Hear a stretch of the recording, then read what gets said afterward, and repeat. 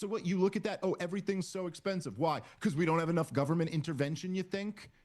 No, it's obvious, Dave Smith. It's because everybody wants to live there. If you ask the majority of Americans where they'd like to live, it'd be New York or California. Alrighty, guys, welcome back to the show. Today we have a pretty interesting video, I'd say, out of Dave Smith. Uh, I guess he calls himself a libertarian, I believe.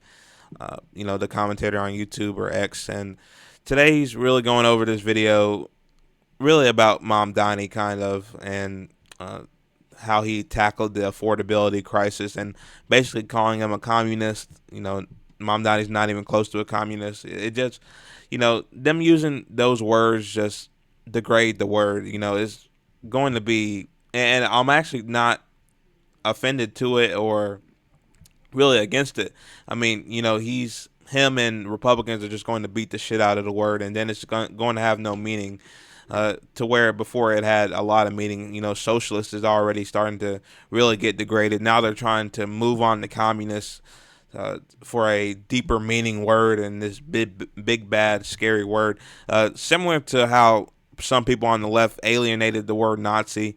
People throw the word Nazi around all the time now. So now it just doesn't mean anything, and it's just a bullshit dumbass word now. It's unfortunate, but once you call everything and everyone a Nazi, is kind of the word doesn't mean anything.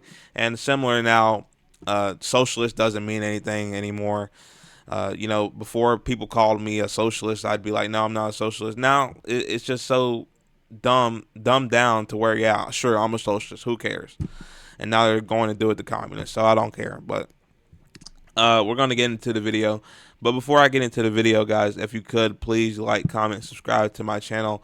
It would help tremendously and help my channel out so I can get more news out to you and help out the channel. So let's get into it here. Uh, like I said, we've been defending Mamdani's policies. One of the reasons I created this channel, basically. Not because of Mamdani specifically, not that, but just in terms of progressive policies. I mean, studies show that they would help out the Americans and would help out the normal class Americans and just America overall. It would help out for sure. So, I just want to get into the video and show why I think that. And Dave Smith tries to break this down and, say it's wrong, calls them communists, all that. I've already said that, but let's get into it here. One of the things that's so frustrating is that, like, while Mamdani runs and wins on what? The unaffordability crisis, right? That's what he's laser focused on the whole time. The biggest issue that actually matters in New York City. But what is he not? What does unaffordability even mean to Mamdani? Why? Well, why would it be? Gee, let me think.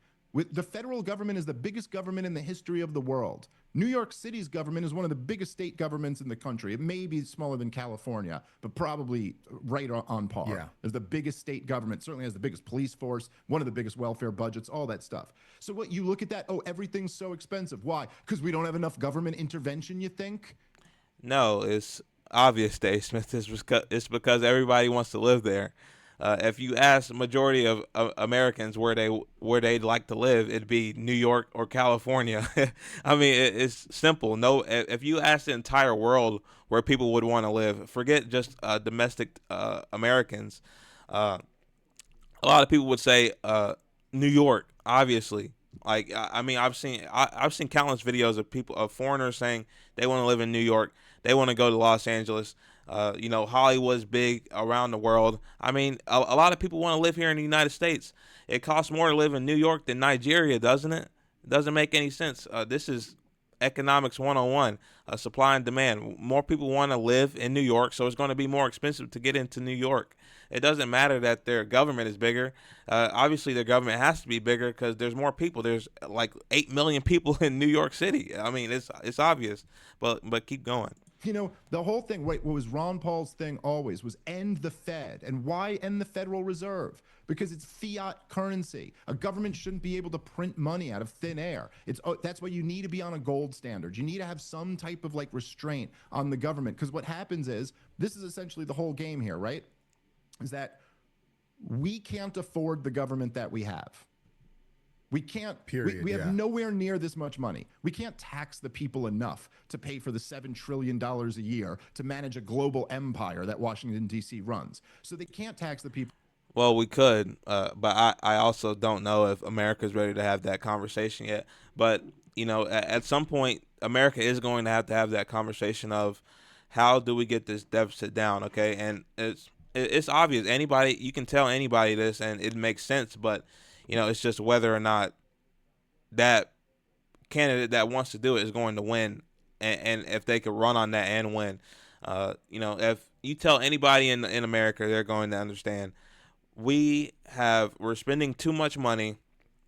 We're running deficits, and we can't run deficits forever. And only one of two things can happen. You can either cut the spending, or you can bring in more revenue. Okay, bringing in more revenue would be taxing more people. At our deficit right now, we'd have to tax everybody probably a little more. That's what would probably have to happen. Or you can cut everything. I don't know how much it would cost, or exactly what all you would have to cut for it to get down to however much we owe, but it would be a lot. All Medicare, you can kiss that goodbye. You can kiss SNAP goodbye. All that, everything gone. And then I still don't know if we have enough to pay down our national debt, to be honest with you. But at some point, you're going to have that conversation. It's simply like this. When your room's dirty and there's only a couple things on the floor, it's easy to pick up, right? I mean, we're probably a little past that, but you can still pick it up. But once your room's a hoarding room, like you see on MTV or whatever the channel is called on TV, and you have to have literally professionals come in and get all the trash out. There's rats on the floor because of how much shit there is on the ground. That's when it gets 20 times harder to get your room clean, right? So you want to start getting your room clean as soon as possible. That's what the United States needs to do. They need to get this deficit problem fixed ASAP, honestly. And Donald Trump is not the man to do it. I could go on a whole nother rant about that. I mean, the man ran a dumb amount of deficits for absolutely no reason. Tax and Jobs Act, whatever, etc. We've been over that a million times, but at some point they're going to have that conversation for sure. But keep playing. Enough, so they borrow money, but they can't borrow enough money because not enough people will lend to the government because it's just too much. So they print the money.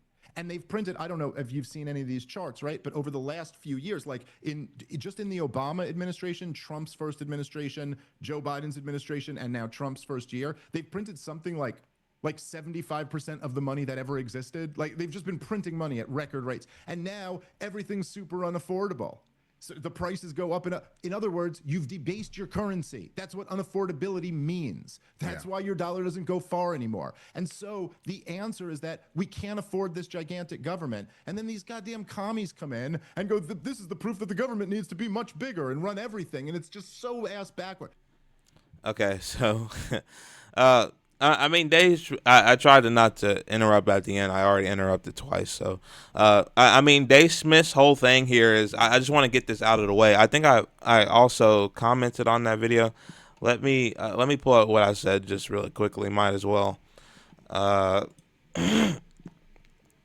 it's so true. Honestly, every time you hear somebody say, they're communist and you got to go, and they're Republicans or whatever, they always do this. So I responded, got it. Dave Smith's brilliant idea is to create a time machine and go back 100 years. It's not really 100 years, but go back however many years and get off the gold standard. That's brilliant. These people never, and I mean never, have a plan. They just talk. That's why the GOP got killed in the previous elections and why they'll lose in 2026. So that is correct. They elected Donald Trump to lower prices. He's not lowering prices. Just today, grocery prices are out of the roof right now, and it's because of tariffs and other reasons. But you know, your plan of going back to the gold standard isn't going to, like, that's not going to do anything. That's just going to put America in default. Like, that's literally, there's no possible chance that that can even happen. So you can throw that idea out of the window.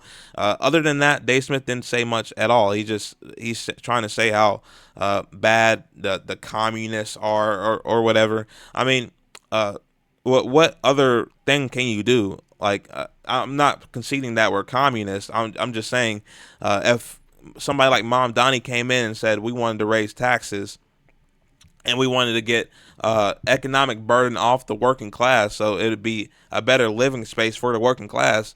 Why is that a problem? I mean, the other alternative is slash Medicaid, Medicare, SNAP, and then have a bunch of people starve on the street, kids starving on the street, and then having a bunch of elderly people and disabled people die from not getting any healthcare. That's your other alternative, and just kill off those, whatever, however many people that is, disabled, elderly, people that need help, people on SNAP. What I mean, altogether, that's probably like at least 50 million people, 60 million people, and that would put them at a very shitty position. That's what that would do. So what's the other alternative? Raise taxes? Oh, we're gonna raise the taxes. You know that LeBron meme, like, oh, raising the taxes, like that's going to do like some terrible damage to the economy. If anything, the studies show that it would help us, our economy, bro. I mean, it's simple. I don't see how this is such a hard thing to get for Dave Smith and people like this. But I want to show this chart as well, just showing that. Look at our tax to GDP ratio here. Canada's at 14%. United States is at 10%. Mexico's at 14%.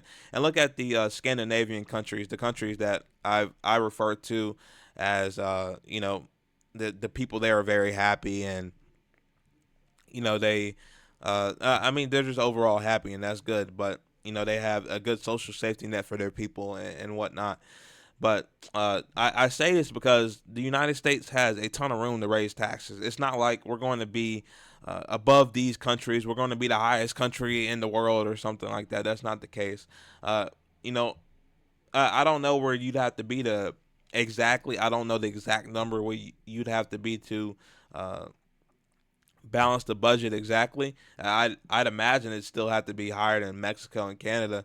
But if you're just raising it at like 3 to 4% just to stabilize everything at first, that's completely fine. And I don't see how that's not okay with anybody, right?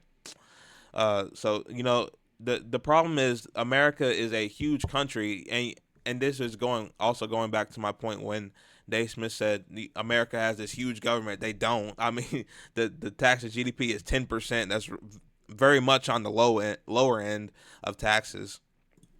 100%. So I don't know what he's talking about, but if I mean, Mom Donnie's only just sticking on Mom Donnie as well here. Mom Donnie's only running on what, raising the taxes like 2%. Like he's not even anything close to communism. If it was, he'd be wanting to raise taxes to 100%. That's what communism is. It's 100% taxes. So it's absolutely ridiculous. Uh, I mean, raising taxes would help if it were to fund uh, economic relief for the working class. Another reason why Donald Trump, Joe Biden, and Barack Obama ran these huge deficits is because they were dealing with insane recessions. Donald Trump, the 2020 recession, and Obama, the 2008 crash. But Donald Trump was running huge deficits before that as well. Just saying that, compared to the other two, Biden and Obama just inherited some bullshit. Trump inherited some a good economy and still fucked it up before the COVID. But the COVID also had to increase spending for obvious reasons, basically. So, the research is on our side, guys. If you get rid of economic burden for the working class, then it's going to lead to uh, better work conditions, better a healthier economy. It would also lead to more money for businesses because people will have more money in their pockets to spend. I mean, it's simple. I don't understand why you're calling these people communists or whatever. It just doesn't make any sense, and it's going to degrade the word, like I said earlier. So that's my entire spiel on that, man. I think I got to everything he said. So that's what I thought about that video. Just watching, I was like, okay, like you're first of all, you have no solution at all. You have no fucking solution. You're just spatting words for no reason. I guess you don't want to get taxed or something. Maybe that's your prerogative, but uh, yeah, I mean, they'll all see it. I'll say that they'll all see it when Mamdani takes over in New York City. You know, he does anything in his power to do what he said he was going to do. Hopefully, Kathy Hochul, uh, you know, helps out with that, and she also has an election this year. Maybe she'll lose. It's also the person that's running against her is a progressive. Maybe I'll go over a video with that. That'll be interesting to see what happens over there, especially if they're really going full progressive in New York. We'll see if they budge on that. But you also have to deal with the rural parts of New York, which is northern New York, which I imagine wouldn't go towards the progressive candidate. But yeah, I just wanted to say that. But that's enough for me for today, guys.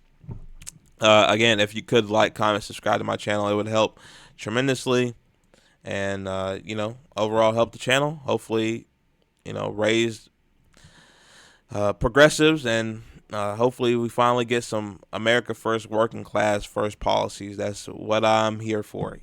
I'm not here to get the donor class or the billionaires first. I'm here for the working class first, and the policies that support that are progressive. So yeah, I appreciate all of you watching, and that's enough for me. See ya.